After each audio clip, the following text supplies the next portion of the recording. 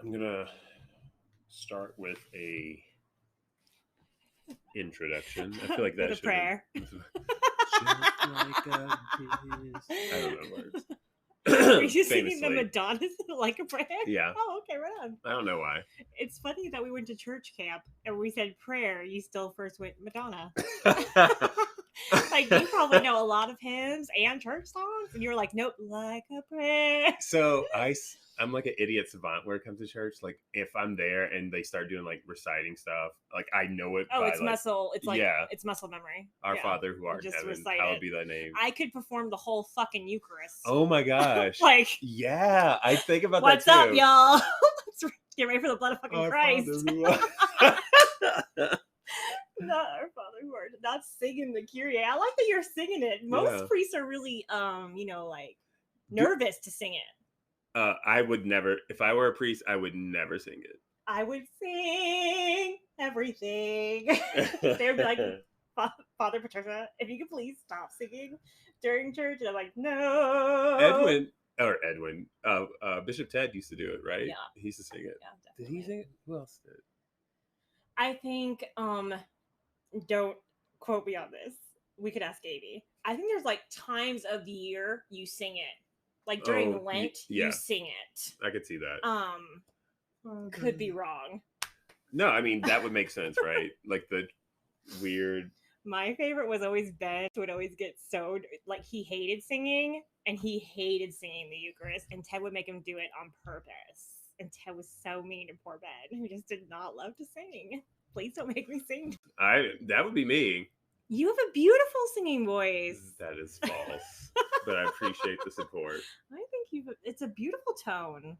I would have to, my friend John once told me, I was squeezing my voice, that's why I changed. My friend John once told me that, like, because I've always thought that I was tone deaf. Like, I always thought, he was like, no, I don't think you would be tone deaf. He's like, I think you could be taught. Like, yeah, I think so too. You're not singing Me Me Mamu. You're just singing silly because you sing silly to like because you're nervous about singing. So if someone took away those nerves and just taught you how to sing, you would sing really lovely. Oh, okay. Yeah. Well, if any listeners want to teach me how to sing. From the diaphragm.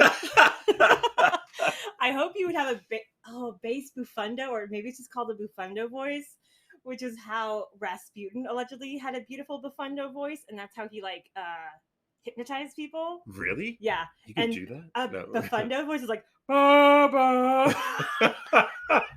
Like, it is the deepest. Like, it is not what I think of when I think of a beautiful voice. It's all in Russian, and he's just like, it's ridiculous. Oh my gosh. But he loves to sing Rasputin. Oh my gosh. I never knew this about Rasputin. All right, let's. Different topic, another day. When we cover Anastasia. Yeah, right. Which we will, because it's a good movie.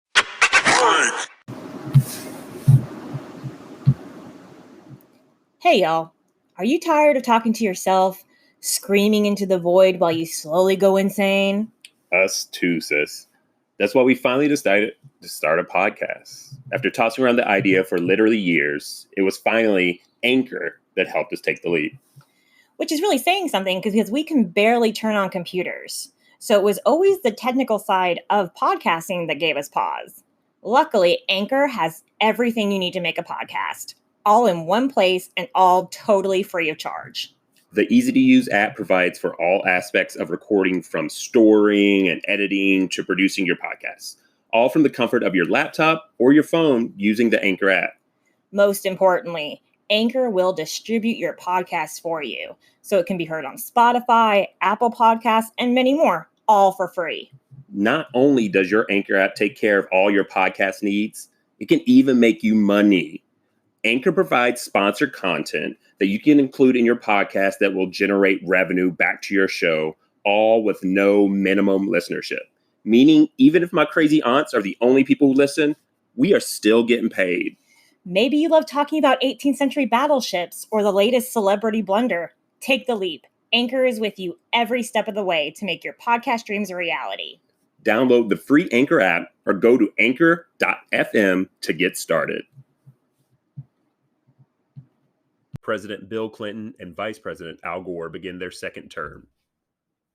The Green Bay Packers win Super Bowl 31 for the first time since 1967. And 24-year-old Brooklyn rapper, the Notorious B.I.G., is killed in a drive-by shooting.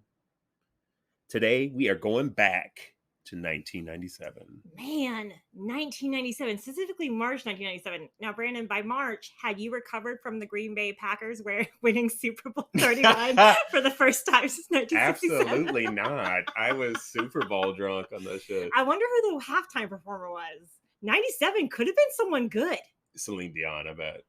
If you're right and it is Celine Dion, number one, I'm going to be shocked because of your weird memory for weird things. Second of all, Celine Dion is Canadian. What, and? But this is an American football game. American football. The Blues Brothers. Oh, that is not as exciting as Celine Is that Dion. real? Yeah, January 26, 1997. Oh, and then with special guest by James Brown. Oh, okay. And ZZ Top. That seems like a fun show. I would watch that. That was a fun show. We can YouTube it later. Oh, and since the original Blues brother John Belushi had died 15 years prior, remaining member Dan Aykroyd performed instead with Jim and John. I knew John. Jim Belushi and John Goodman. I knew it, yeah. Yeah. Talk about like one of the least successful sequels of all times. The Blues Brothers 2000 movie. Really? Oh yeah. I've never seen it, so it would explain. I have seen it. There are a lot of great recording artists in it. Erykah Badu is there. Oh shit! Aretha Franklin. Yeah, no wait, she's in the first one. Yeah. There's a lot of very good talent, but the movie itself not great. In some people's opinions. These are just opinions. Don't sue us, Dan Aykroyd. I love Dan Aykroyd. Anyways, back at topic.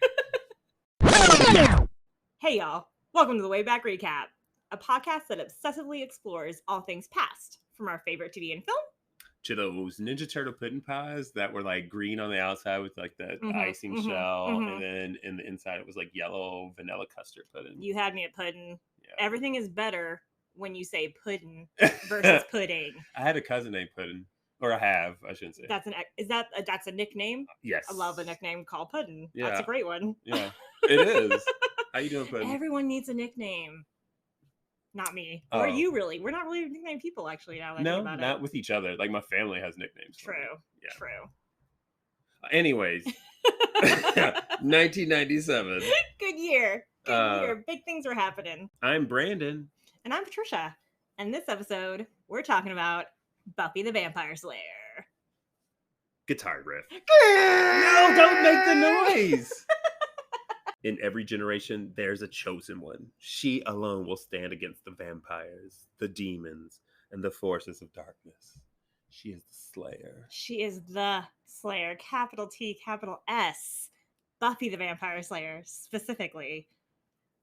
Words could not sum up how important this show was to me as a teenager. Yes.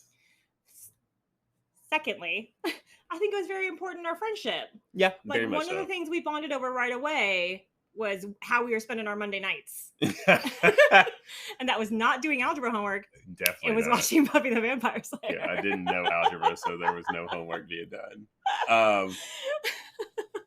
Wow. So I'm afraid to admit this. Did I ever tell you? I feel like you know this about me, but I used to carry Nope, just come on. All right. I have another one. I'll share it. It will be equally cringe. Okay. I used to carry with me like these miniature like screwdrivers and other things that I learned to like twirl really well in my hand. Like I have seen you do this. Yeah. Because of Buffy the Vampire Slayer. And I also learned how to throw wooden stakes. Yes. Or just pieces of wood. Yes. Realistically. I trust that 100%. Until for those of you who don't know, I move every like 2 years, city living, Transient. For the last 10 years, I've lived in 8 different apartments. Up until move like 4, I had Buffy novels. I had 3 different Buffy novels. I definitely have one of those novels right now. I knew they went somewhere. Yeah, one's with me. I'll bring it back to you. It's Tales of Slayer. No. Tales of the Slayer, where they talk about different generations Slayers. So, I mean, we're committed. If I ever got a pop culture tattoo, it might be Buffy related. Who knows? I mean, I have this idea of a whole sleeve of like badass ladies that I like grew up obsessing about, like Storm, Buffy, Sailor Moon. Like I just B. Arthur. Yeah, B. Arthur, all 4 Golden Girls.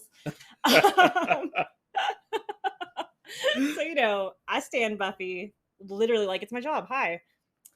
For those of you who don't know, Buffy the Vampire Slayer is an American television series created by writer and director Joss Whedon, which aired from 1997 to 2003.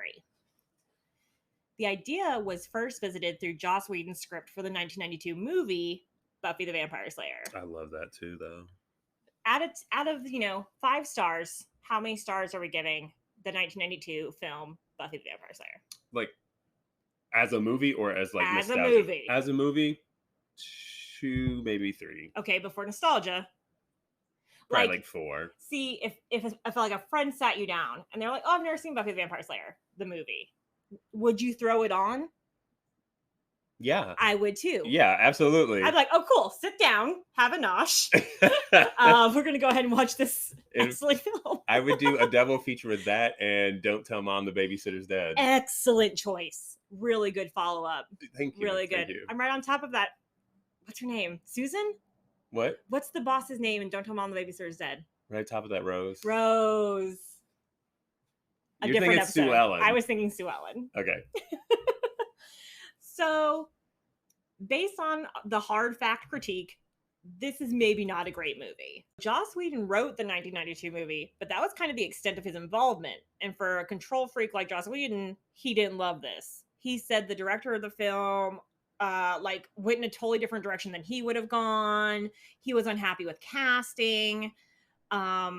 And then during the movie, the poor director, so you have this mad writer who's stomping around every 5 seconds because your star, Donald Sutherland, is making up his own lines on set, not reading the script at all. That's got to be challenging. And then you have a bunch of teenagers, plus Luke Perry, who was already 35, but was still playing a teenager. R.I.P. Luke Perry. Yeah. You were great in the film. So it was a challenging task.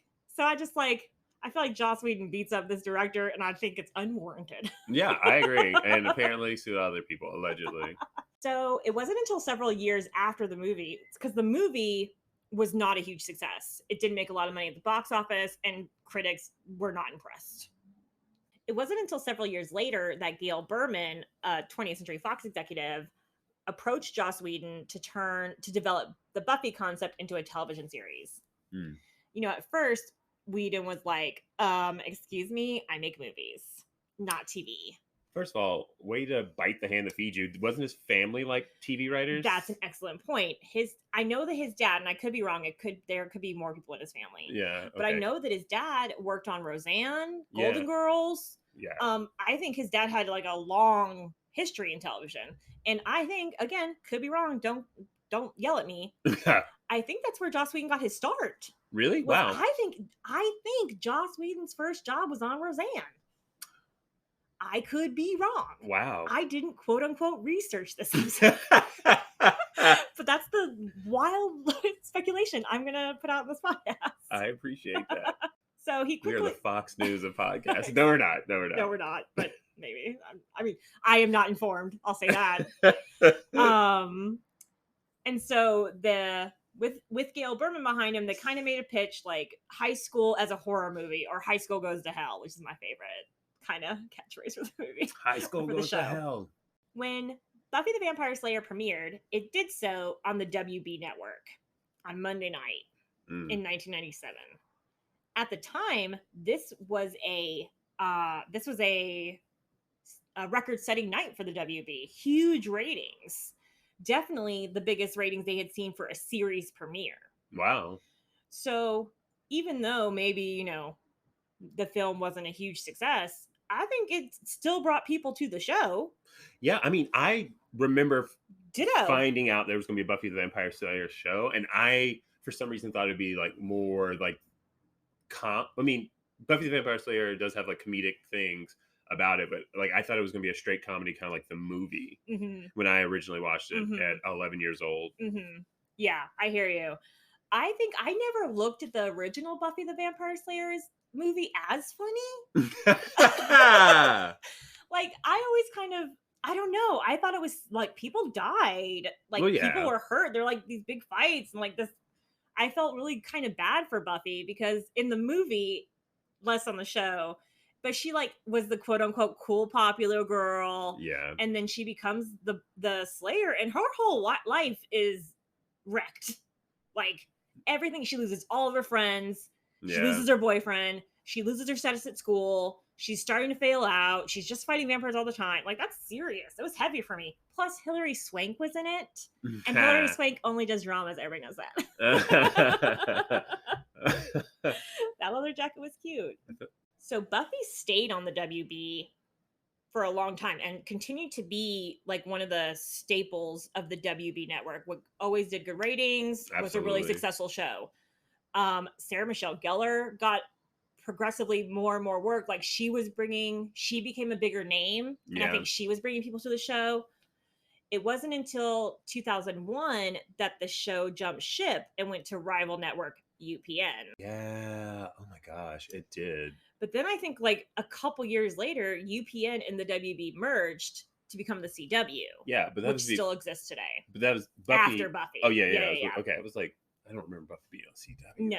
I've never actually watched CW. I've aged out of their demographic. I have definitely watched like At My Mom's House, some sitcom on the CW. What was that one with Melissa McCarthy, where she's also married to a fat man? They're like, oh, two fat people, and that's the whole show. Mike and Molly. Mike and Molly. That's the one I've seen.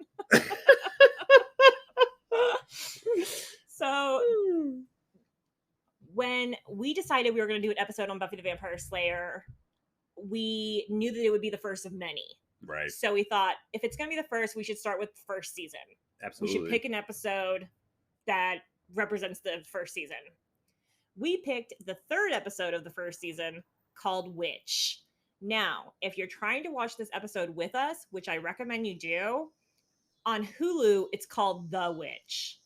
But on the Buffy Wikipedia page, they call it Witch. So we're calling it Witch.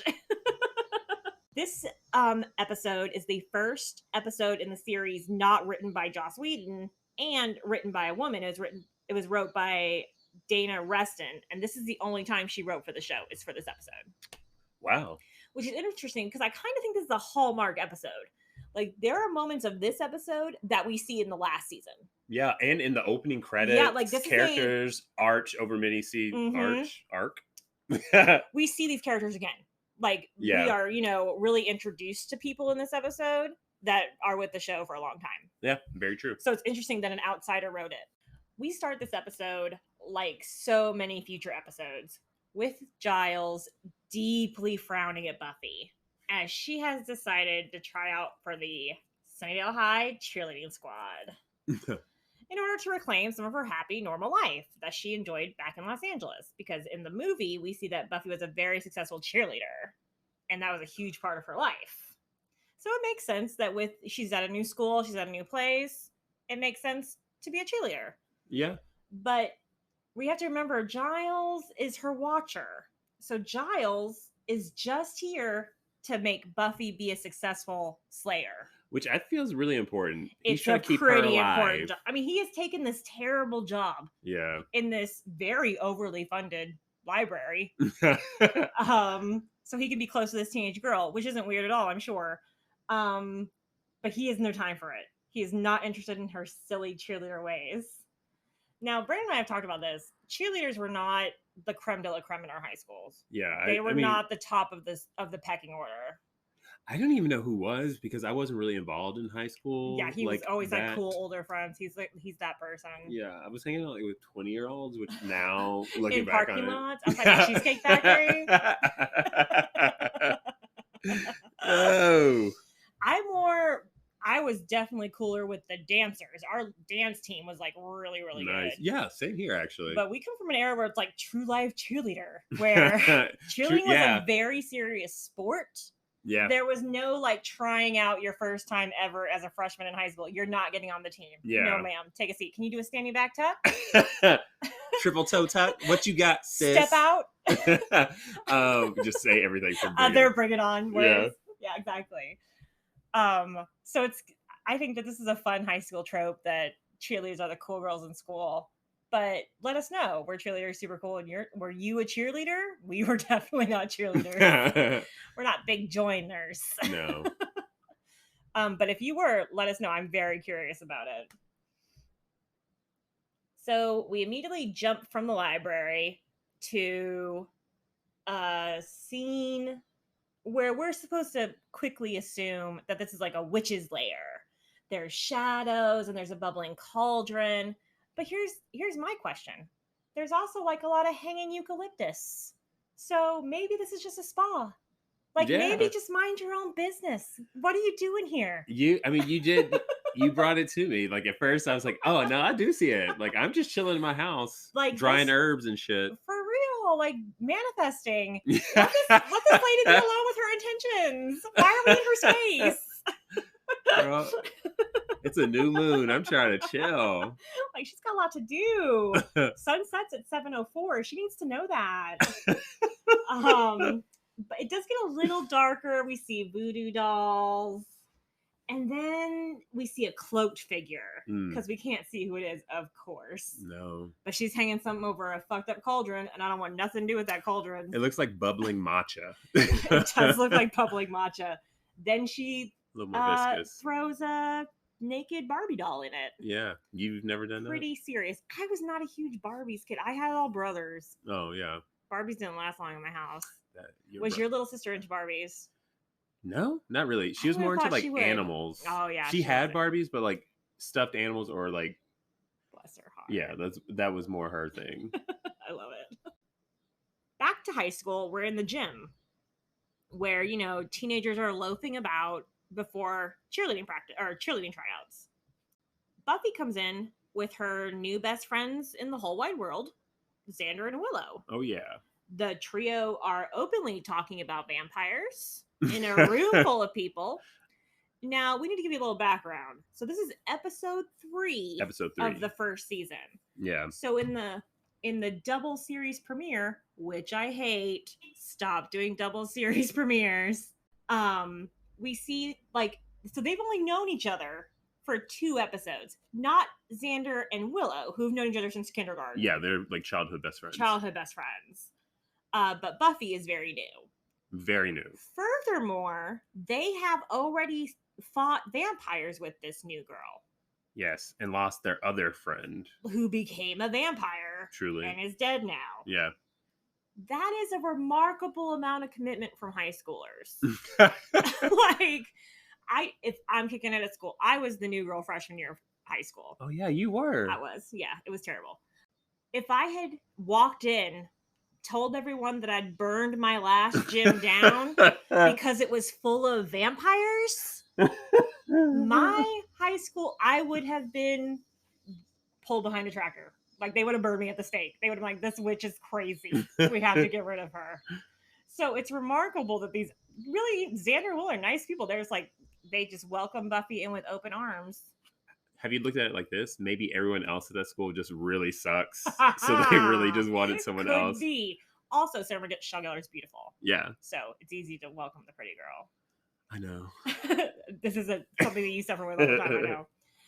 So I mention it because also in this scene, Xander gives Buffy a bracelet that says yours always engraved on it. Making a pretty large declaration. Again, very short time of knowing her. But again, I'm playing devil's advocate because I'm a man. I love it. What if he's, they were kind of the trenches. He had a life and death experience. Like, maybe that's where he's, like, coming from. Sure. No, that's fair. But, like, you've never given me jewelry? No. And we've been through a lot of things together. Yes. And not one time have you given me jewelry. No. So, I don't know.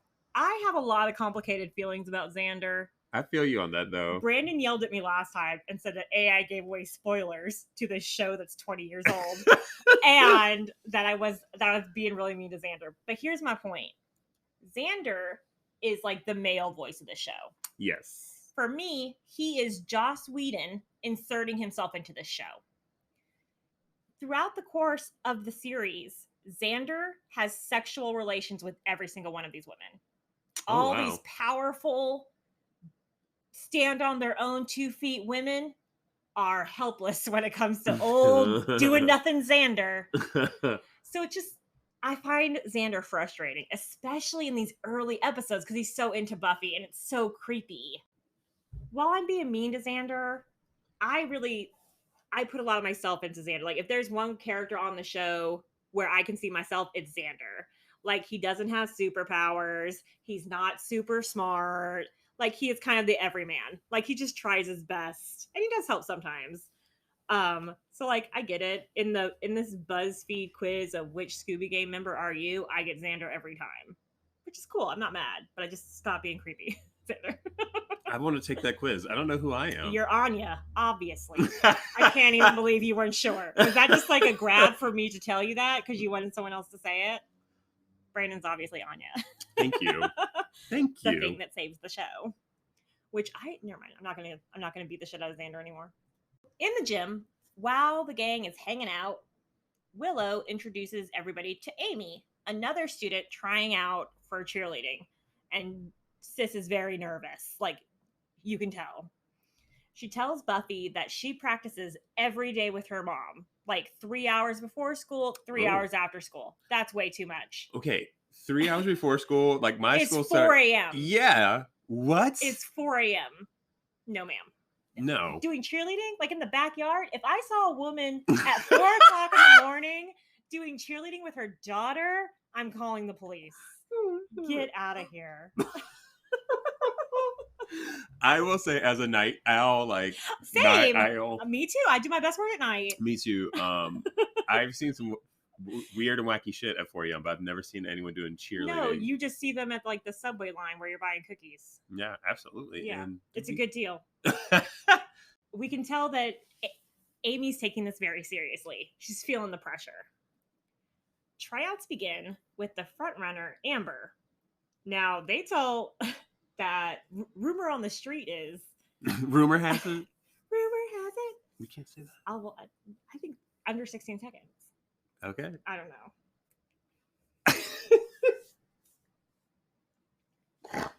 Frontrunner Amber has allegedly turned down the LA Lakers. That's how good of a cheerleader she is. And she's probably only 16. There's just like I have a lot of questions about that statement, but you know how high schoolers do like believe dumb shit. That is true. Rumors are dumb. I will say this: Sis gets her ankle straight up to her ear, so she's a pretty good cheerleader. Like, I think she's earned her credit. But in the middle of her audition, her hands burst into flames. Jesus. Spontaneous human combustion, my favorite topic. Oh my gosh. Don't worry. Buffy clicks into gear right away. She grabs a flag and puts out Amber's hands. That Slayer training. She is just whip fast. And like, no one questions it. Like, we all That's true. We all see Buffy do it, and we're all like, oh, good job, Buff. Like, there's nothing weird about this supermodel, beautiful girl saving the day. I love it. I want to see it more. For all we know, Buffy could have just like been a really maybe popular she's like Girl Scout. Yeah. Like, I was just going to say, maybe she's a Girl Scout. Yeah. Maybe she just cares and is proactive. That is true. Maybe Me she just at 16? No. She sees a fire and wants to help. I see a fire and start to run. These are just different people. We're all good. Yeah, it's just different folks.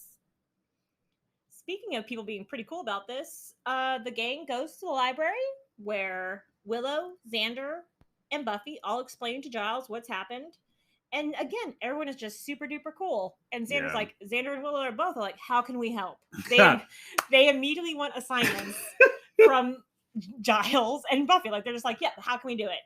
And Buffy is like, I am the Slayer. You are not. This is not your fight. God love her. It's all it would take for me to just back out immediately. Buffy, thank you so much for saying that. I'm going to go home. Let me know how biology goes. The Rosie O'Donnell show's on. And you know how I hate Miss Rosie. And I want to see that whole monologue. And then you have Trey speak. Like, my whole afternoon is busy. Like, I got to get home. Trading spaces. Love it. Season 900 of the show, we'll do an episode about trading spaces. But Xander and Willow, they will not hear it. they force their involvement and refer to themselves as the Slayerettes. Man, it's a cute little name. It is a cute name, but like, like they're committed. yeah. That's very impressive to me.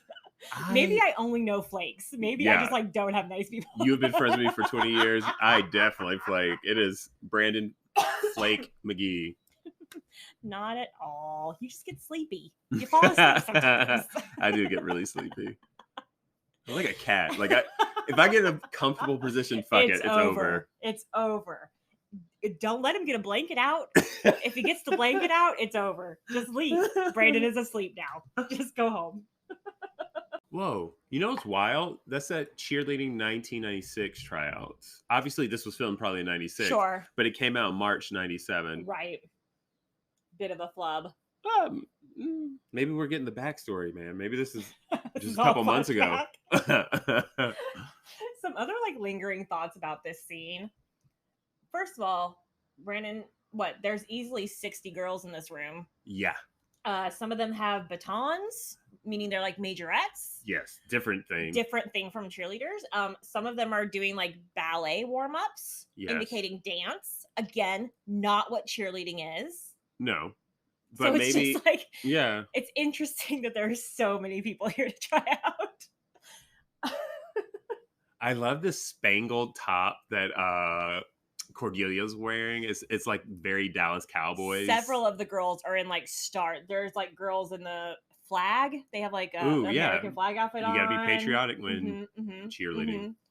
And it's very American. There are a lot. It's interesting. There's all kinds of different people in this scene. Like some of the girls are wearing like very little, like skimpy kind of outfits. Other girls have on like sweats and like t-shirts. Some of the girls already have uniforms. They probably on the team is like a formality. Like Amber is killing it in this routine. Like she is on every beat. I'm loving it. Yeah. She's really good. Those also, hands.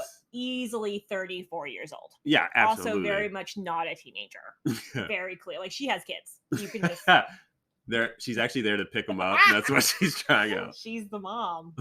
That would be me if I was just doing. You would be fucking Linda Belcher. Like, you would just be like, it's all about me. Oh, God. My partner is Bob. My cats and Ruby are...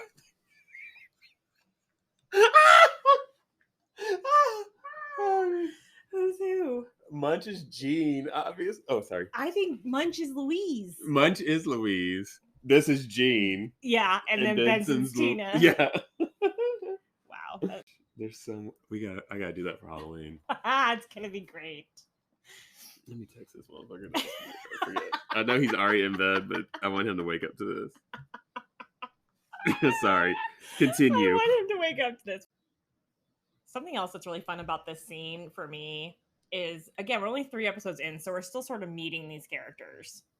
So Xander is dressed like very Southern California cool. Buffy's like dressed to the nine. She has on accessories. She's got her makeup done. Like, Buffy looks really great. She got a bump and bangs. Willow doesn't even have red hair yet, but Anthony Stewart Head, who plays Giles, I honestly think is in the same exact clothes every single episode. It's like weird you say that. Yeah. So my mind tells me that's not true, but he looks the exact same every single episode. Like he's always wearing that tweed jacket. He's always got on his English person glasses. They're very serious. That's how you know he's very serious. And I feel like that's the outfit he wears until the last episode of Buffy. That's not true. I feel like Giles progresses. Once Sometimes he buys wear, the magic shop, he relaxes a little bit. Yeah, true. Spoilers. Again, 20-year-old show. And I don't think that's a spoiler. You're an idiot. So that evening, Buffy returns home and tries to connect with her mom, Joyce. But her mom is distracted by work as she is setting up the gallery's first major show. Now, little timeout. Joyce's kitchen is covered in wooden crates. Yeah. Because that's what that's what she's unpacking is art. If you own a gallery, can you explain to me this process? So in my brain, I see that Joyce had art delivered to her home. where she is unpacking that art to then take it to a gallery, which doesn't make any sense in my head. Or she brought it home from I don't understand. And this takes up Joyce's whole episode. She's like, oh, I'm very busy with my gallery and art. And it's just feels like a little bit of lazy writing. Like, no, we don't really that. give Joyce anything to do here. Joyce could, I mean, yeah, I don't get it. I'm also weirdly looking at how oddly specifically, like, African all these, like, art pieces look. That's how you know. Yeah, it's all, like, quote-unquote exotic, but you know it's, like, yeah, it's interesting. It's an interesting choice that they went with in 1997 for Joyce to be unpacking this art. It's a good point. I'm unpacking it. So Buffy brings up cheerleading practice. And when Joyce does finally engage with her, she kind of gives Buffy a guilt trip about her past. Because story-wise, movie Buffy burnt down her gym and got expelled. Buffy done burnt the gym down. Buffy done burnt the gym down because it was full of vampires. But people are like, sure. So because of that, Joyce and her husband, I guess, got divorced. They don't ever talk about that, really. No. It doesn't really matter. But then moved from Los Angeles to Sunnyvale because this is the only place where they could find a school that would take Buffy. That is rude. I mean, there's plenty of places on, like, Sally Jesse Raphael she could have went on, and a boot camp. Also, I'm gonna, let's take a look at the report card. Like, before this, Buffy was doing okay. Yeah. So Buffy messed up one time, and it was a big mess up. But take it easy. Kids make mistakes. Also, she's the fucking Slayer. Get off her back. But I also, I'm a grown-up now, so I also see it from Joyce's perspective. Like, having to pick up and move, get a new job, sell your old house, buy a new house, get your kid enrolled, get your kid under control. Like, this sounds terrible. So I do feel for Joyce a little bit, but she shows her ass here a bit, and I feel bad for Buffy because I feel like Buffy's trying. Anytime a teenager is like, hey mom, let me tell you about my day, I kind of feel like that teenager is trying. Like, yeah, that's true. Not for nothing. I also like this episode because, it's been fun for me to watch season 1 because after season 1, even after like episode 5, season 1, we don't talk about Buffy's past anymore. Yeah, that's true. Like, oh my goodness. She is here now, and it's all about this story. Yeah. So that is kind of interesting for me. Especially since I haven't done a proper rewatch of the show in years. The next day at school, tryouts continue. During the routine, the practice routine, Amy falls over and knocks into Cordelia, actual star of the show, played by Charisma Carpenter. Truly and honestly. Charisma steals the scene here because as soon as Amy runs into Cordelia goes, you all saw that, right? Yeah, which would be my reaction. She hit me. You saw that, right? That wasn't me. It was her. In another beautiful workout set. I'm obsessed with Cordelia. Yeah, that was a look. Whoa. So afterwards, Buffy tries to console Amy outside the gym at the trophy case because Amy's all messed up, all upset because she messed up during rehearsal. Buffy looks like a substitute teacher in this scene. Carrying the books, this bun thing that she has a French twist in her hair. Yeah, she looks like a substitute French teacher. She looks like someone's mom. Yeah. She's also in really shockingly silver frosted eyeshadow, which is also you're a teenager. I see that now. But yeah, she looks like someone's mom. So you're saying frosting on your eyes, I think, is a look. Is it? Frosted eyeshadow, maybe not so much. Okay, I learned something new today. Thank you. Unless you love it. You love it, I love it. Okay. But it's not for me. I think silver's hard to pull off. It can be jarring. All right. Challenge accepted. Send me your cool silver eyeshadow looks. I want to see them. So while standing at the trophy case, Amy explains that her mom was the head cheerleader at school, affectionately called Catherine the Great. Which, if you're an adult and you're still talking about your high school nickname, I want you to think about that. I don't remember high school a lot. No, I can barely remember yesterday. Yeah, my brain's too fried. I forget where I am most of the time.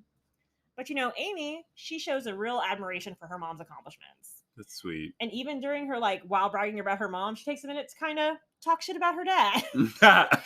As her parents are recently divorced. And I also love that. Buffy the French teacher. Buffy the substitute. Great series, though. Could you imagine adult Buffy being a substitute teacher killing, like... I can, because isn't that like the last season?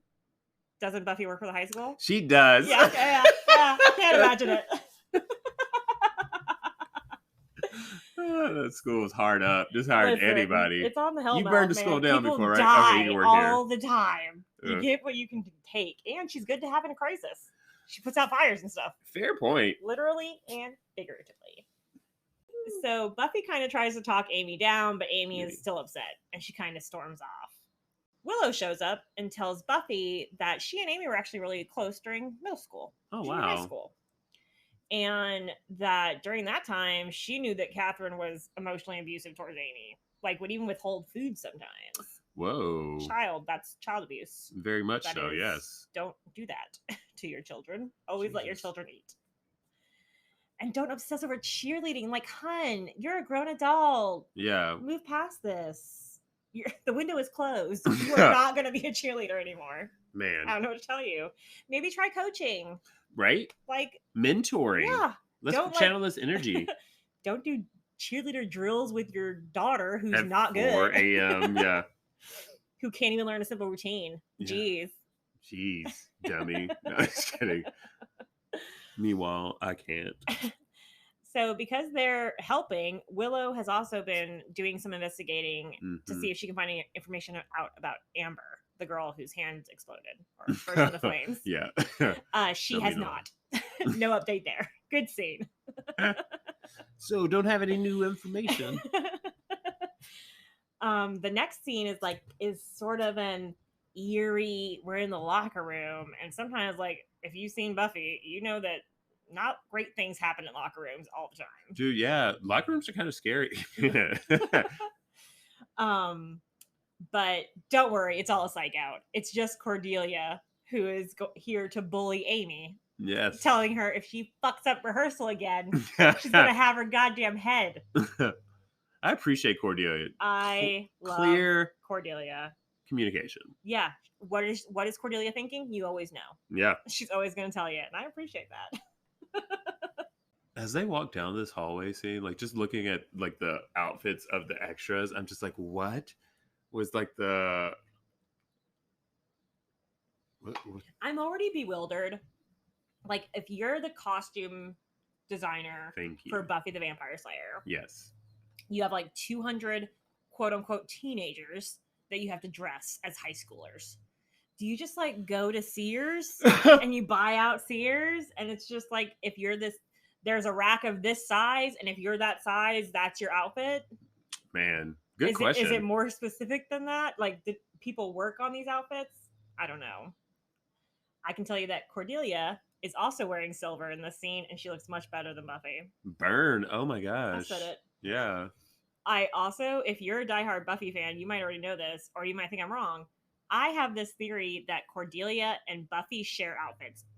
For as long as Cordelia's on the show, I feel like she and Sarah Michelle Gellar are like, they're wearing, like, 1 week Buffy's in it and the next week's Cordelia's in it. Interesting.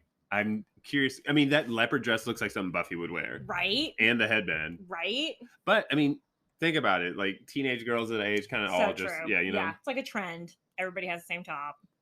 Me too. Then we see Xander and Willow, who look like they are both wearing jackets. It is Southern California. They don't need, like, why are they wearing so many layers all the time? Was it filmed in Southern California? Yeah, it's the same high school that they use at the outside of 90210. Wow. It's Beverly Hills High. They use this high school for a lot of things. Is it an actual high school? Yeah, in Southern California. I think around Los Angeles. How do they do anything if people are always filming I think there? it's fake. I think maybe it's not a high school anymore. Oh. And it's just used as a high school set. Gotcha. I could be wrong. Again, don't hold me to it. Xander and Willow, not in class, just walking around the hallway like all these other students. No one's in school. Don't worry about it. Xander is trying to get Willow to tell him if Buffy is wearing the bracelet he gave her before tryouts. Weird. He's like going on and on about his crush on Buffy. Clearly, Willow has a crush on Xander. Yeah, absolutely. Xander does not seem interested in that because he's into Buffy.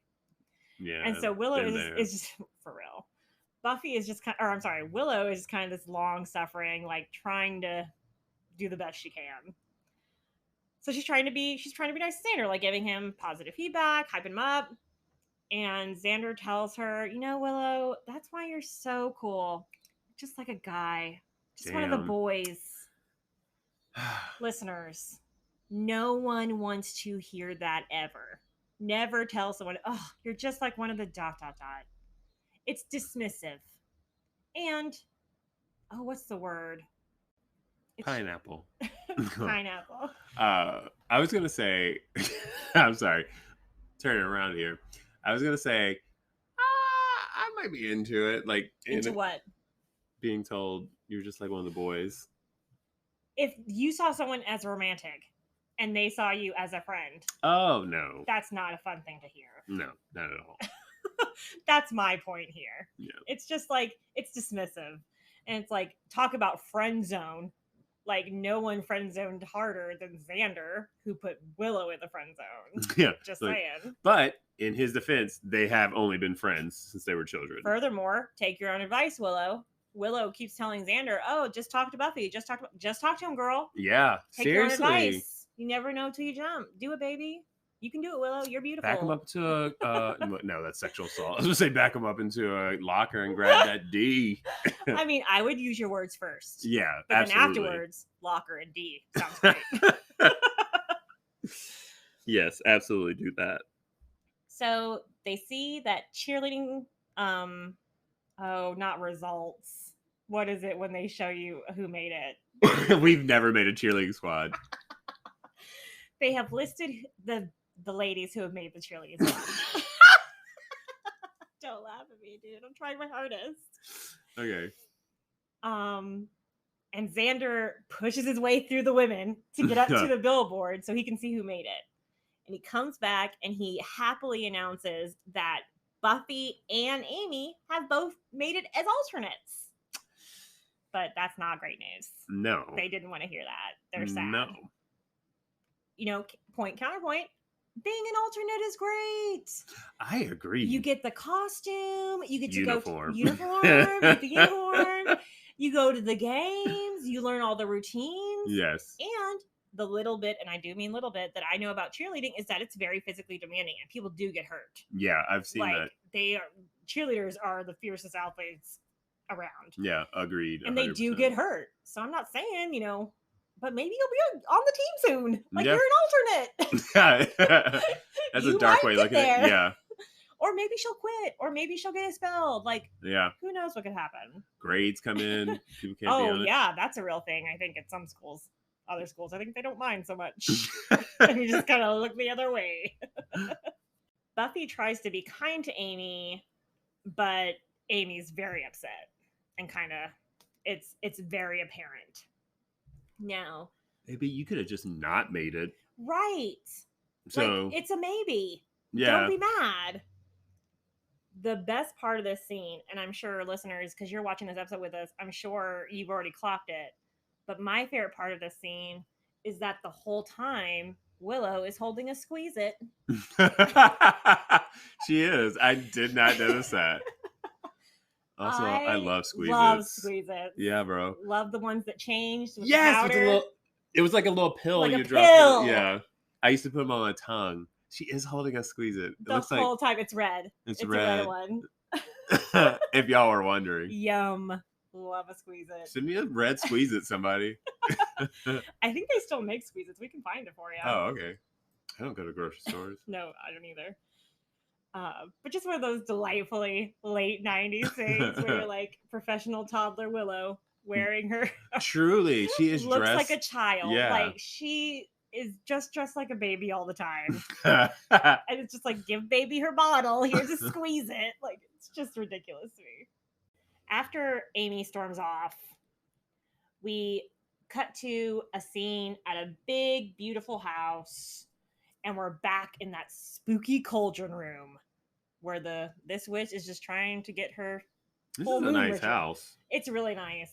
It's really nice. This space is like, I don't know why, like, this is your house. Why would you have that? Like, why not make it, it's your house. You can make your witch room whatever room you want. Why put it in the attic? Good question. Maybe because it's just like, Because it's secret. Yeah. And maybe that's important to her. Yeah, that's true. I put my witch shit straight in my front window. But Yeah. I get it's not for everybody. Did she wrap lace underwear around this I doll's think it's head? a hair tie. Oh. And what Brandon's describing is the person in front of the cauldron has a Barbie doll dressed up as a cheerleader. And she wraps fabric around the head and she names it Cordelia. Yeah! Not my Cordy. Next scene, we're back at Buffy's house where she's making breakfast. Like a teenager should. Never had breakfast a day in my life. Yeah, as a teenager. I was going to say. As a high school student. I rolled out of bed and got into school somehow. I don't know. Exactly. You eat breakfast in first period like right. a normal kid. You grab Pop-Tarts on your way to Mr. Duff's class. I hope he doesn't yell at you for eating them. Joyce has decided to be much more present this morning, and she busts out her high school yearbook. Gross. And she says to Buffy, maybe you could try the yearbook. And Buffy, who's wearing pink pants and a cupcake tank top. Cupcake tank. I can't even say that. Cupcake tank top. House tank top. It's going to be my drag house. She explains to Joyce that no, she doesn't want to do the yearbook. And Joyce, you should know that me, Buffy, that I'm not interested in the yearbook. Why? Like, I tried to talk to you about cheerleading that I am interested in, and you wouldn't listen to me. And now this morning you're bringing me this yearbook bullshit. Yeah, it's two completely different things. Get out of here, Joyce. Get out of here with your yearbook nonsense. Yearbook was super competitive in my high school. I went to a computer magnet high school. Yeah. And so they took yearbook pretty seriously. I was definitely not on yearbook because it required a fee. And I would not pay that. A fee? How are you going to make me pay to take a class? I think there's also, like, you had to get approval. Like, you had all this bullshit. Sounds like a scam. Yeah, it was not for me. Oh, gosh. At my high school, there was my freshman year, I think, speaking of yearbook, on, like, I think it was, like, either the varsity or JV soccer team, one of the dudes who's sitting in front squatting down, his ball is hanging out. Yes, you have showed me that. Yeah, it's great. I don't even have my yearbooks anymore. I never bought a yearbook. No, yearbook came out of my pocket, and my pocket was not deep enough for a yearbook. I was like, I got other things to spend my money on. Drugs, mostly drugs. Other dumb shit. Yeah. Bus passes was what I spent most of my money on. You had a depressing child. No, I'm just kidding. Listen, I had a single parent. She was doing her best. She was. And I was a difficult teenager. I met you. Yeah. You loved it. That morning, walking through the halls, Xander is still talking Willow's ear off about his crush on Buffy. But Willow kind of finally pushes him, and he decides, you know what, you're right. I am just going to talk to Buffy. I'm going to ask her out. And they come out of a classroom along with Cordelia, who is in the hall, and she kind of has a dazed look on her face. Buffy shows up, and Xander's about to ask her out, but Buffy is 100% not listening. Buffy only has eyes on Cordelia, who she can see is, like, acting weird. Yeah, she's like, visibly. Yeah, she's standing in a locker that is not hers. She looks wild. And so Buffy cuts Xander off, and she's like, here, take my books. I'm going to be right back. In this scene, still in her cupcake tank top, Buffy is also in another, like, really interesting updo. Yes. Again, that's a good word. Interesting. But then the real star here, like most of the time, is Cordelia. Brandon, tell us why you love this outfit on Cordelia. It's layered, and I mean that both literally and figuratively. There's just so many textures. The colors. It's a brown pant. It's a brown slack. pinstripe. Yes, thank you. Pinstripe, and I do believe it's a flare. Yeah. So even better. So already you're thinking, like, oh, that's a lot of outfit. Don't worry. Her silk-esque, actually polyester top, is Also shocking. Beautiful.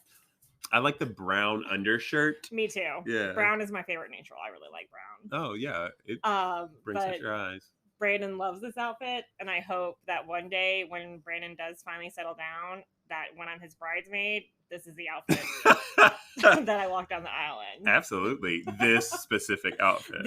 I have to get it from the My bridesmaids are all going to be dressed like Cordelia Chase from various episodes of Buffy that I feel like. I am jealous that I didn't think of that first. Oh. Because that's a great idea. Well, you can. You're much more likely to get married. No. So Cordelia walks outside because it's time for her driver's ed class.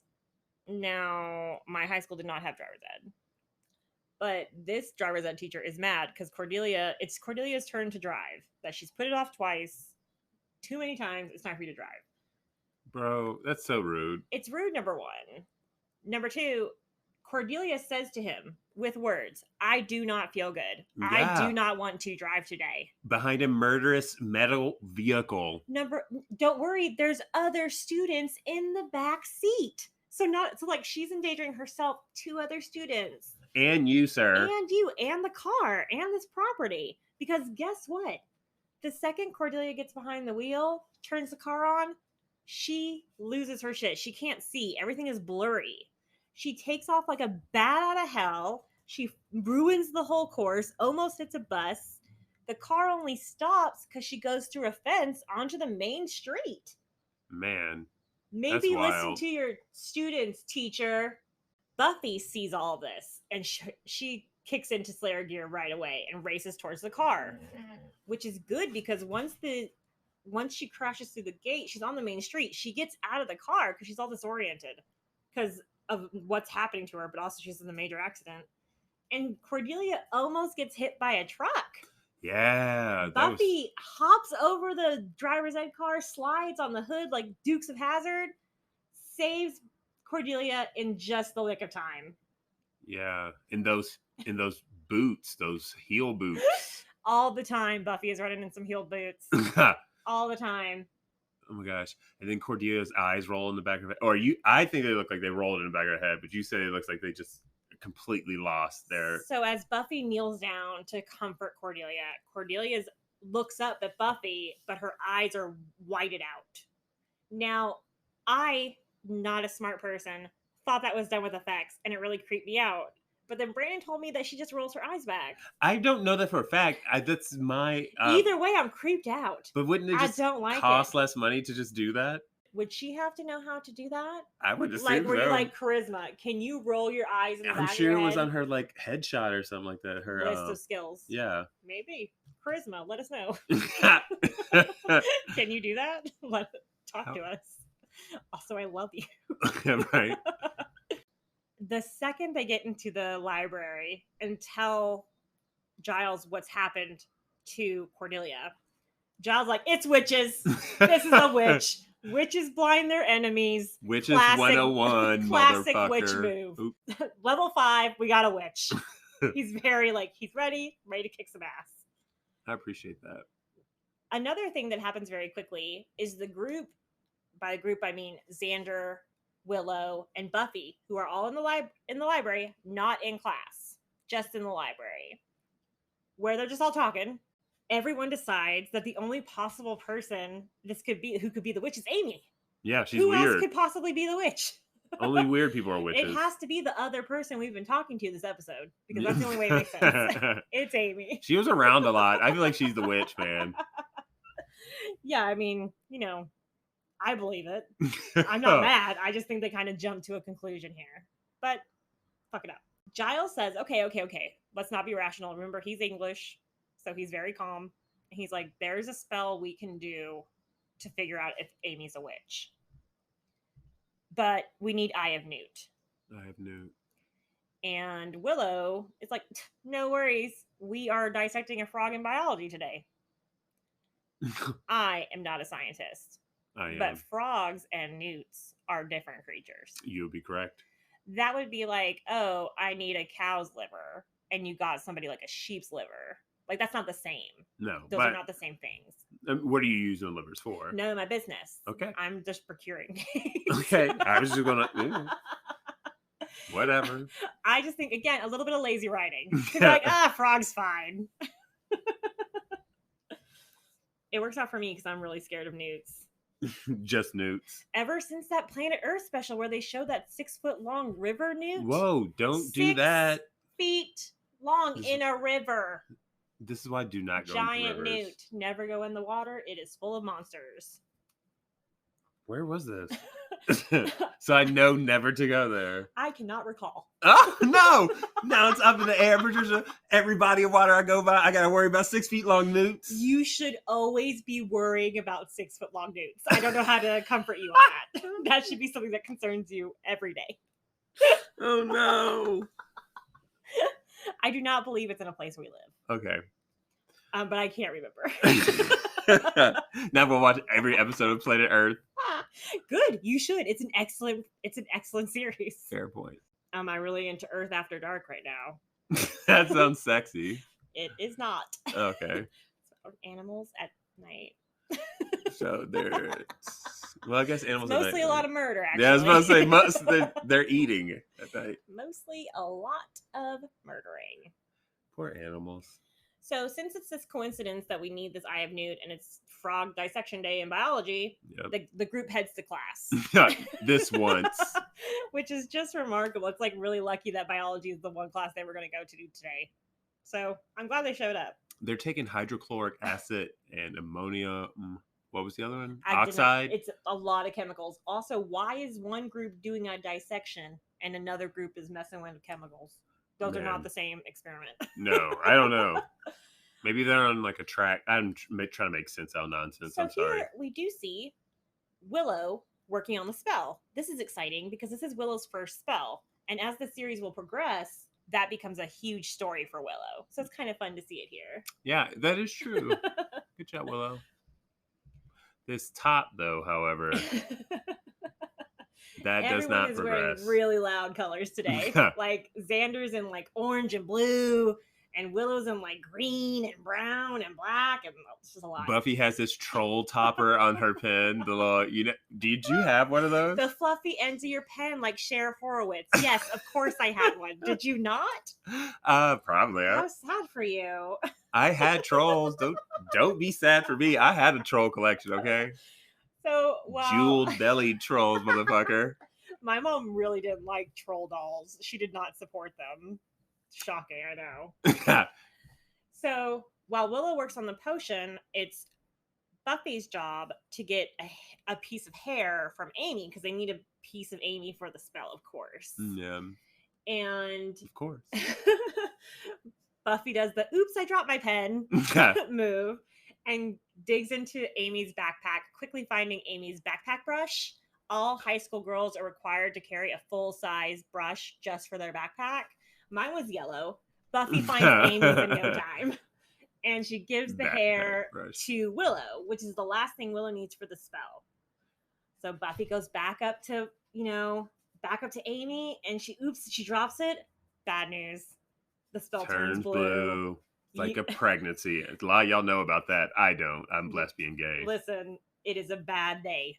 No one wants to see blue. No one wants, unless you do, which is weird. But happy for you. I will also say, would it have been easier if she could have just asked Amy for a hair tie or something like that? 100%, yeah. Yes, that would have been. Hey, girl, do you have a hair tie? Hey, hun, you got a tie? Can I use your backpack brush? Which also did happen. Yeah. Also, again, and I know that people lie, but you could have just been honest and just asked Amy. Like, hey, Amy, are you a witch? Hey, girl, we've been talking. We think you're a witch. Did you hear what happened to Cordelia? Did you do that? Yeah. But you wouldn't want them to be on your tail. Like, they could have easily cast a spell. Why couldn't you just offer yourself as friendship? Why is it automatically a confrontation? Hey, I did a spell. Did yours say? That's what I'm saying. Yeah. Like, why not present yourself as an ally and, learn some new witch shit from your friend Amy? Yeah. Unless you're Buffy and you want to stop things. But I'm not like Buffy. A Buffy undercover sting operation where Willow goes deep. I would just be like, you are clearly a powerful witch. Please be my friend and help me also be a powerful witch. Yeah. Or can I also be a cheerleader? Oh yeah. Can we get rid of another girl, not me? Alexandra's my least favorite. Let's talk about this. We could be her? friends on this team. You need friends. Yeah, everybody needs a friend. I will be your muscle. What's up? I just don't know why everything has to be a confrontation. Yeah. Like, I don't know. You need a strong friend who will punch a bitch for you. Also, and I know, again, she's doing bad things, and I don't support blinding people, but you're the vampire slayer. Why wouldn't you want to align yourself with a witch? Also, one who is clearly, like, getting into it. Like, she's producing a lot of results. I'm bringing her in. I'm bringing her closer in. Would you like to be a slayerette? We have a great benefit plan. You never go to class. It's great. We all sit together in my mom's car. No other friends. We just talked to this old Englishman. Sometimes he has crackers. He calls it tea. I've never been to England. I have. Oh my God, stop it. It is like roller derby here. Actually, a dog roller derby team is hilarious. We're doing it. Spin-off show, for sure. A dog roller derby podcast. Dog, roller derby.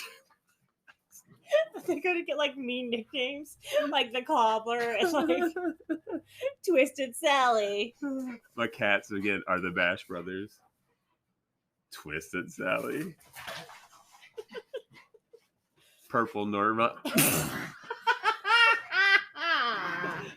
Juicy Janet. Okay, I'm dumb. I'll stop.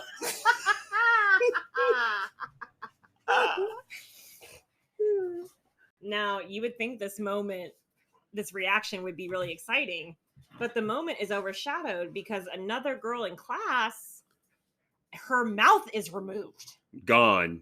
Not locked up, not tied up. It's like an effect where they completely erased her lips. Like Deadpool in that horrible Wolverine movie. In the horrible Wolverine movie. Yeah. It is super upsetting. Brandon makes a great point. This is also one of the few people of color. Ooh. And I kind of feel like... Yeah, I feel like that's a microaggression right there. Yeah. Oh my gosh. Just saying. Yeah. Damn, Amy, you racist bitch. We take it all back.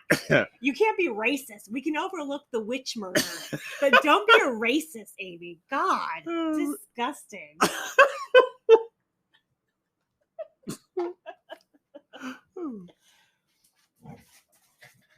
Dogs just fighting in the background. People are thinking we have a dog fighting ring. They're just chasing each other around, I promise. We'll put video on our Instagram.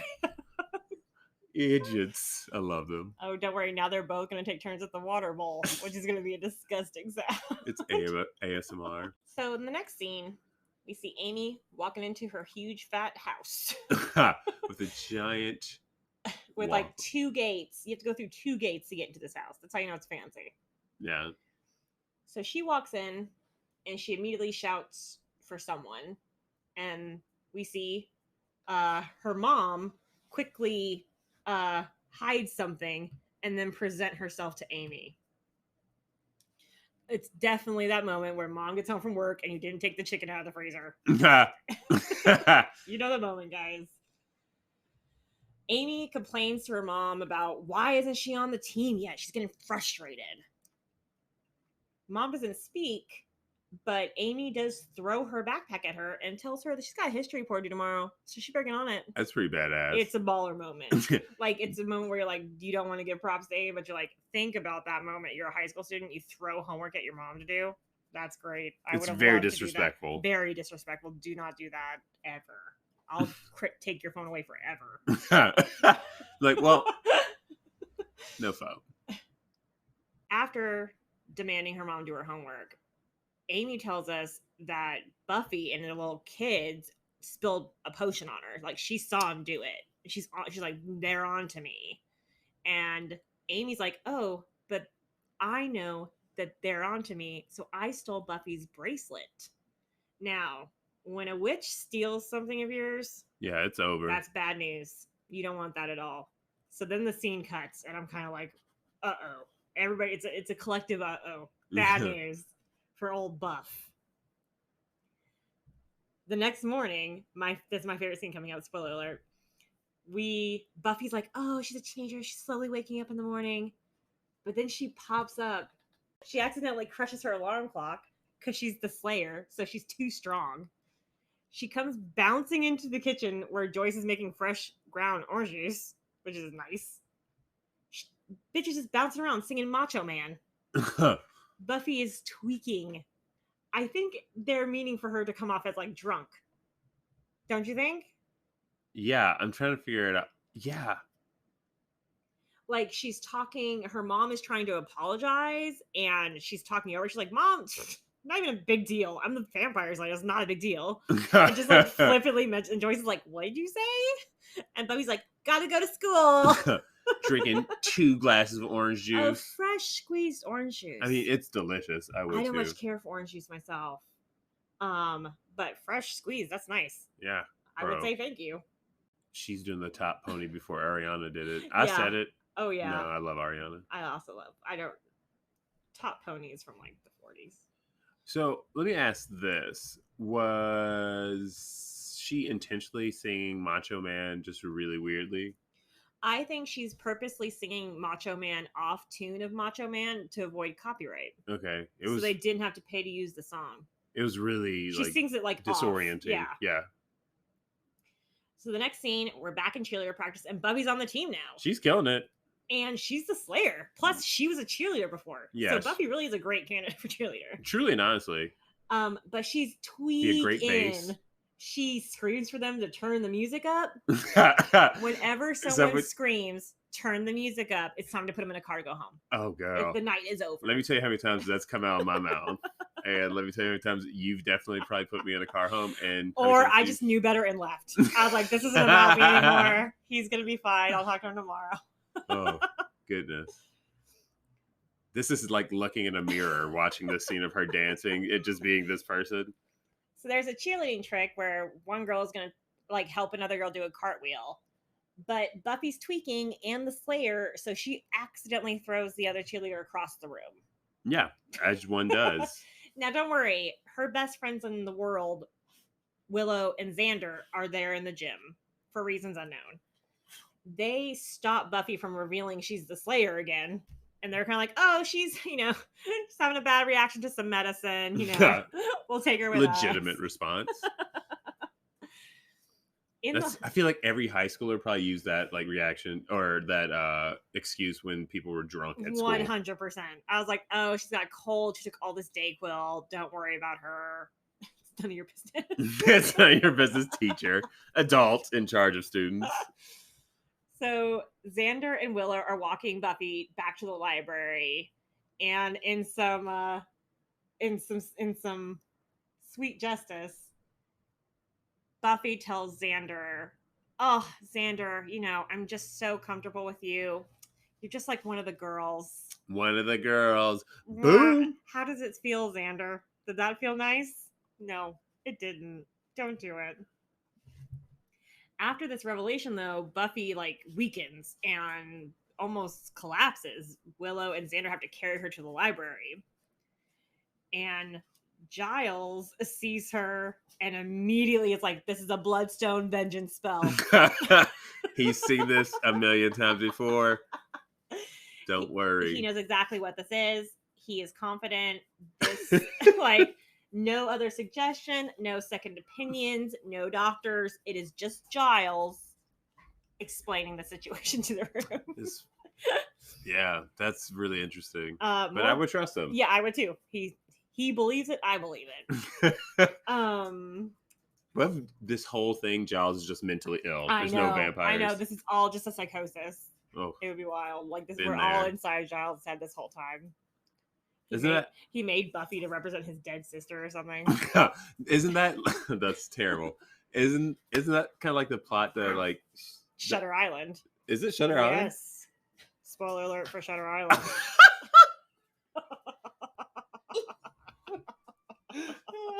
That's what we call a callback. So bad news. This spell is really terrible. Let's just wait to the sirens. Thank you. They're like, oh man, they're doing good. This is my favorite part. Y'all hear that siren on the show? That's me. That's me. That's me right there. Okay, we'll pause. You only have a few hours to live. The only way to cure her and to break the other spells is to get the witch's spell book. Sure. It makes sense. That. Yeah. Duh. Fading fast, Buffy is like, she's just listening to Giles. Like, she can't really do much. Xander and Willow decide that with Buffy out, Amy is on the cheerleading squad. And that means she'll be at tonight's basketball game. So Xander and Willow head to the gym to keep an eye on Amy. Just smart. Good teamwork.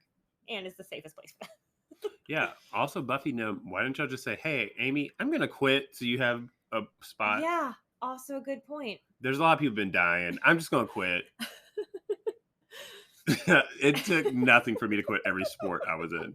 I farted once in karate class and never went back because people laughed. And it wasn't on my terms. It was an accidental fart. Had it been a fart that came out of me like intentionally to get a laugh, I would have stayed. I would have been a black belt by now. That was a non-consensual fart. Yeah. I feel you, man. That's really messed up. I'm sorry that happened to you. It's okay. I could have been something. Could have been a Power Ranger. Maybe you still can. I'm not gonna be a 40-year-old dude taking karate for the first time. Okay. Next to the little kids, it would be so cute. So Giles puts Buffy into his ridiculously English car that I've only ever seen on the show. That looks like a rocket. It's ridiculous. Drives them to Amy's mom's house, ready to confront Catherine about Amy's witchcraft. They catch Catherine eating some bonbons. So me, Catherine. So me. And when Giles gets there, Giles is in straight up combat mode. He's like, you need to listen to me. Your daughter is doing bad stuff, and we need to stop it right now. Catherine wilts, and she does, like, she walks back from Giles. Like, he makes her nervous. So when Buffy, who's still like, so sick, vapors. No. She sees the way Catherine reacts to Giles, and Buffy says, hey, are you Amy? Astute, even when she's like sick. She's the Slayer. These, heightened sensibilities and stuff. So we learn that we're looking at Catherine, but we're talking to Amy. And that means when we're looking at Amy, we're talking to Catherine. Freaky Friday. Freaky Friday classic twist. So Giles kind of bullies Amy Catherine into telling her where her mom's spell room is. Where's her book? She takes him upstairs. We immediately see the cool spa with the bubbling cauldron. And Giles gets to work right away. I am not going to call Giles a badass, but I love how like assertive he is in this scene. Like, he knows exactly what he's looking for, and he's here to get it, period. Yeah. Like, that's a nice guy to have in your corner. Like, absolutely. He's really committed. His one job is to keep Buffy alive. Literally. And he's like, I'm failing. This is bad. Well, I guess the teacher's his job. Or to watch. Librarian, yeah. I think is his actual job. That's what he pays his taxes on. Do you think he got arrested for like tax evasion because he didn't pay his like watch? Is there a watcher salary? I don't think there is a salary at all. Then why am I doing it? Like, it's a honor. Yeah, it's like no. Maybe your dad was a watcher. Maybe it's a hereditary thing. My dad was a basketball player. I am not. I think you're a great basketball player. You're a good friend. When Giles is tossing the spell room, he finds a trunk. And he opens it, and a black cat jumps out. Yeah, opening credits. And also looks just like my cat. It does. Giles is like, nice job, familiar. And I love that. Yeah. That was and he's like, what are you hiding? Talking to the cat. And I love that. Yeah, and he's right. Yeah. And he finds the spell book. The whole time, Mom Amy is like nervous and scared. She doesn't even want to be in here. It's like, this actress I do think is pretty good. Yeah, she looks really familiar. With the spellbook in hand, Giles runs downstairs, and they find Buffy. She is unconscious. Oh, this man. is a bad sign. He loads everybody back into his weird car, and they race back to the high school because Giles needs the biology lab to do the spell. Okay. Okay, I'll buy it. He is in a witch's, so anything that he needs for the spell is not here. Also, he needs to destroy the spell book that he said. Why not just put it in the cauldron? So we get a quick shot of the basketball game. Amy cheerleading and Willow and Xander keeping an eye on her. But then we're quickly in the biology lab where Giles is carrying a passed out Buffy. It's pretty serious. Is the show going to end after 3 episodes? We are on the edge of our seat for this show from 25 years ago. It's great. Giles begins the spell, and we see that it's kind of like half working. Like we cut to the mom, and she can see the gym. And then we cut to Amy, and Amy can see the biology lab. Yeah. So the spell is weakening.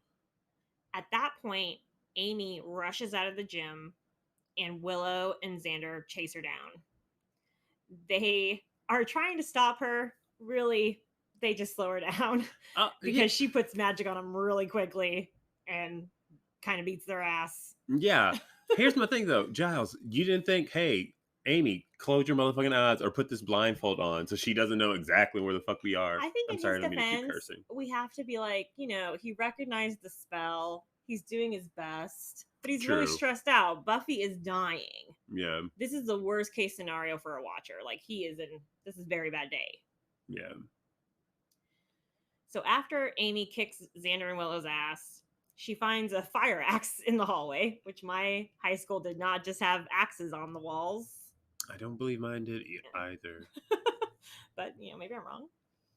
And she breaks into the science lab because witch mom Amy doesn't want this spell to come through. She wants to relive her glory as a cheerleader. Yeah, absolutely. Me really, too. Totally selfish person. Just as Amy is about to start firing some spells, Giles's spell goes through. And we see the Freaky Friday reverse. Blowout. Now, Mom is mad. Her eyes go black.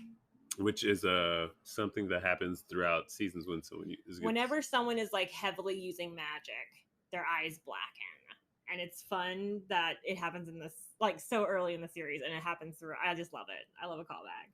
But they both forget that if the spells are reversed, if the spells are broken, guess what? Buffy's up like a daisy, and she is ready to kick ass. Yeah.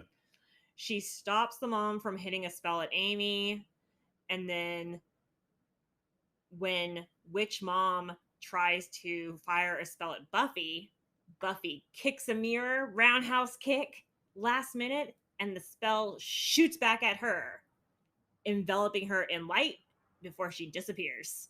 Disappeared, man.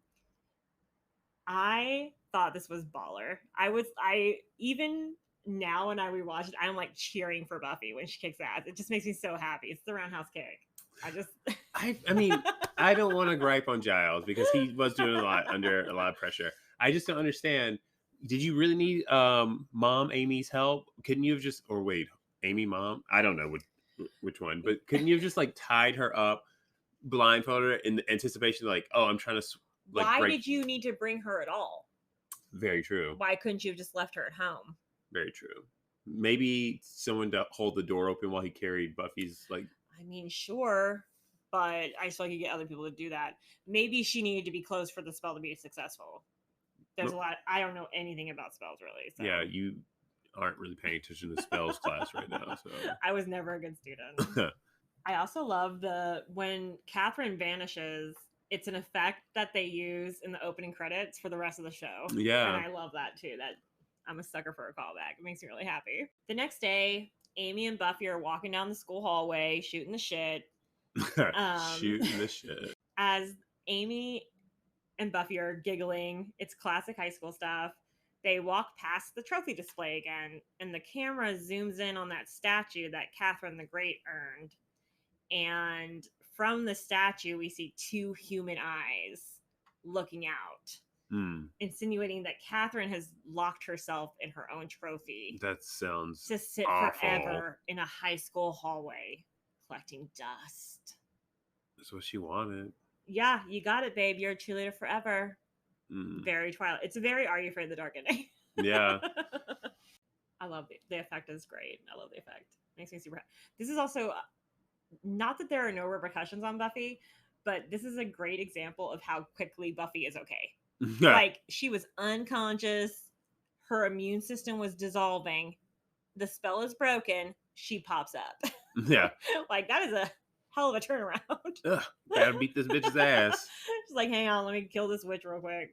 And that's the end of the episode. Wow. So this episode, again, written by a woman, Dana Reston. This was the only time she wrote for Buffy. She went on, or she had most of her career success writing for The Nanny, starring Fran Drescher, which we love and we'll do an episode on. Absolutely. I promise. Joss Whedon, he wrote almost all of it. He was very involved. When he was with the show, he left the show, I think, in 2001. Okay. Marty Nixon took over. After that, it wasn't a bad breakup. Like, he left to do other stuff. Yeah. People were cool. Like, it wasn't too dramatic. Now, there's a lot to say about Joss Whedon. Yeah, I was wondering you were going to get to this. For today's purpose, he was 100%. He 100% created the idea of Buffy the Vampire Slayer. He was the train behind this show for a long time. I love Buffy, one of my favorite shows. But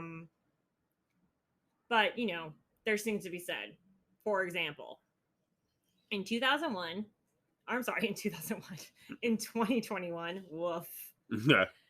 Charisma Carpenter, who we've mentioned plays Cordelia, my favorite, she posted a letter on Twitter detailing how Joss Whedon had created a toxic work environment on both shows she made with Joss Whedon, Buffy the Vampire Slayer and the spinoff Angel. Wow.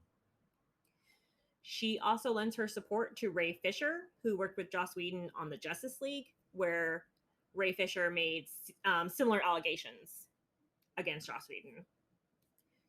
This show is always going to stand with the victim. We are always going to lift up the voice of peoples of color and women. So we have their back 100%, and we support their choices to come forward.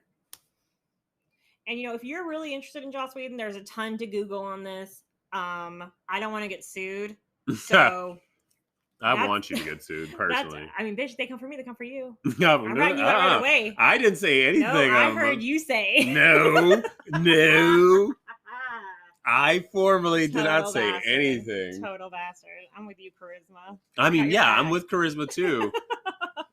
But I purposely didn't say any names because I don't know what legal ramifications for anything is.